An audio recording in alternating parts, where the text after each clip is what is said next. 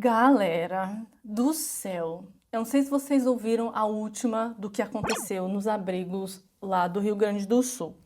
Para quem não ficou sabendo, houve um caso em que um casal estava fazendo sexo no abrigo, no meio de todo mundo.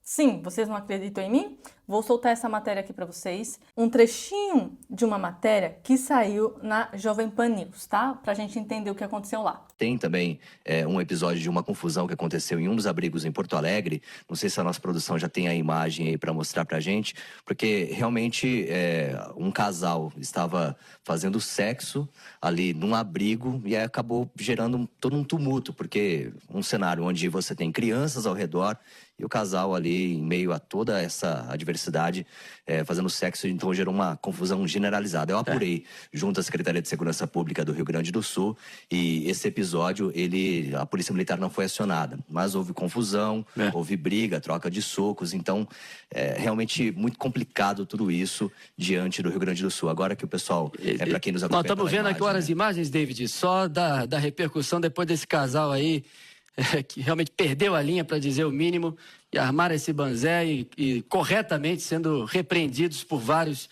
cidadãos que estavam ali juntos no ginásio, né? Não é isso, David? Exatamente, eles estavam concentrados ali e as pessoas perceberam que eles estavam praticando sexo e aí acabou rolando toda essa confusão, essa troca de socos. A gente fica até sem entender como é que a pessoa tem cabeça num momento como esse para pensar, né, em um ato sexual diante de um cenário como a gente tem mostrado aqui de guerra e tudo mais. Pois é, a pergunta é válida. Como que alguém tem cabeça para pensar numa coisa dessa? Aí você deve estar falando, exatamente, gente. Você está pensando na sua casa, está pensando na sua família, em alguém da sua família que morreu, você perdeu tudo, como você vai recuperar, como você vai sair daquela situação. Você tem tempo para isso? Mas, acreditem, tem gente defendendo este absurdo.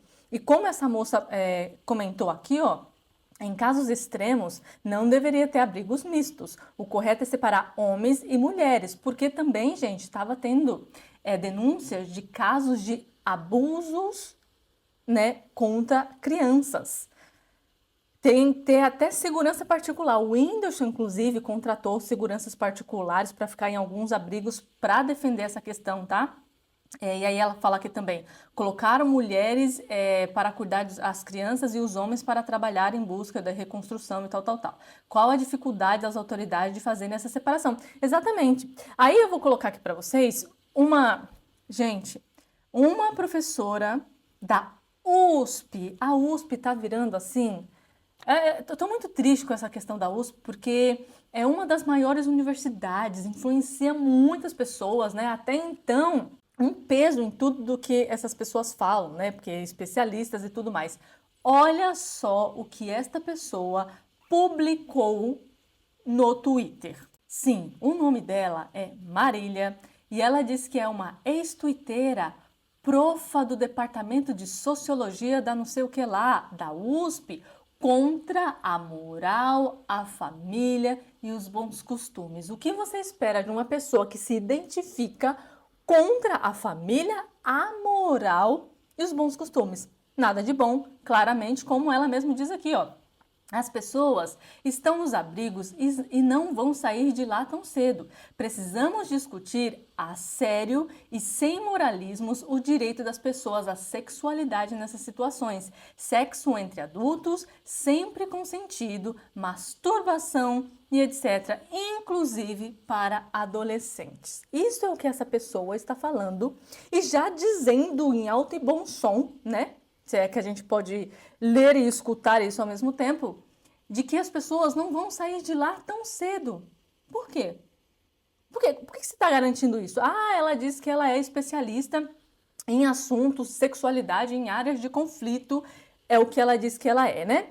Assim, galera, faz uma semana que o acidente aconteceu. Tá tudo ainda muito novo. Tá tudo muito recente. Como você pode dizer que é ok as pessoas fazerem sexo em lugares como esse? O pessoal do Rio Grande do Sul está nesse abrigo provisoriamente. Aí ela pode estar falando e não se pode fazer uma comparação com o Rio Grande do Sul a conflitos de pessoas que estão vivendo em áreas de conflito há anos. Que aí é uma coisa completamente diferente. Aí você tem que arranjar lugares específicos para casais, para família, para quem é solteiro, para mulheres. Eu não sei como que fica essa situação de conflitos em outros países. Ela deve saber melhor, né? Segundo ela mesma diz. E eu vou mostrar para vocês por que eu falo que ela mesma diz, porque eu achei o Instagram, porque o Twitter dela, ela deletou. Claro que ela não poderia falar isso no Twitter, porque tem um monte de gente tão estudada quanto ela, tão mais orientada do que ela, e sabe de que isso que ela tá falando é um absurdo. E aí o pessoal começou a questionar, falar um monte de coisa. Ela deletou o Twitter, mas eu achei o Instagram claramente, né? Que aí no Instagram ela tem o grupinho que apoia ela, porque todas as mensagens que estão lá é do grupo que apoia. Eu preciso ser acolhida, galera. Eu não posso ser descreditada.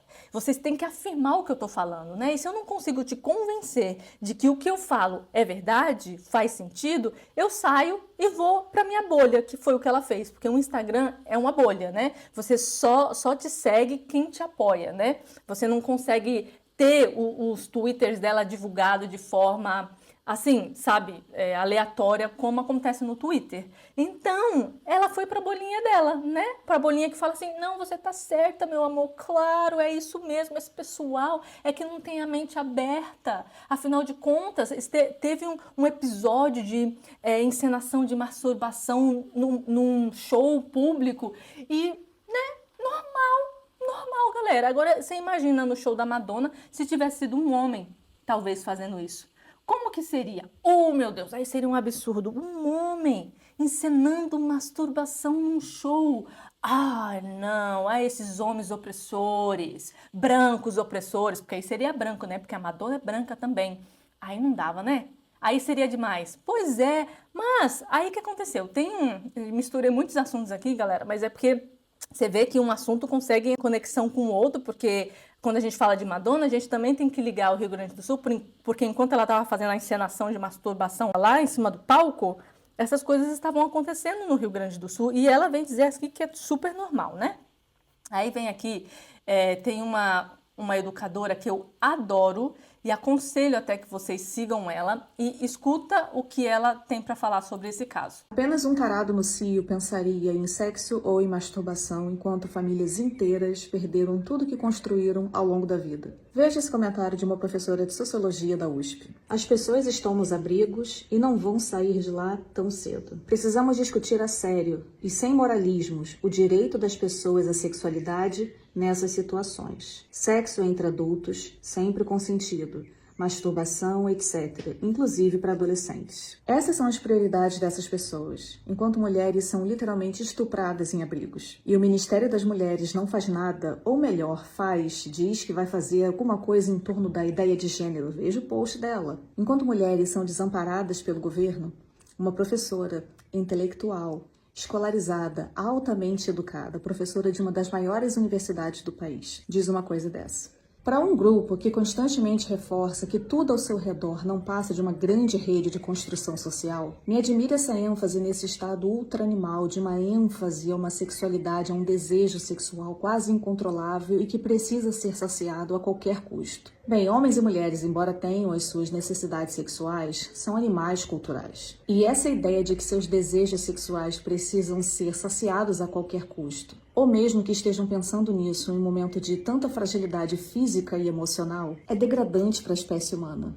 e é incrivelmente insensível e descabida. Pois é, e aí tem uma coisa muito importante que ela coloca aqui no começo do post, né? O curioso caso da pessoa sem casa, sem comida, sem água, sem roupa, sem remédio, sem absorvente, sem fralda, sem chuveiro, sem privacidade e sem esperança, que ainda tem um tempinho para pensar em sexo ou masturbação. Isso é uma insanidade, galera.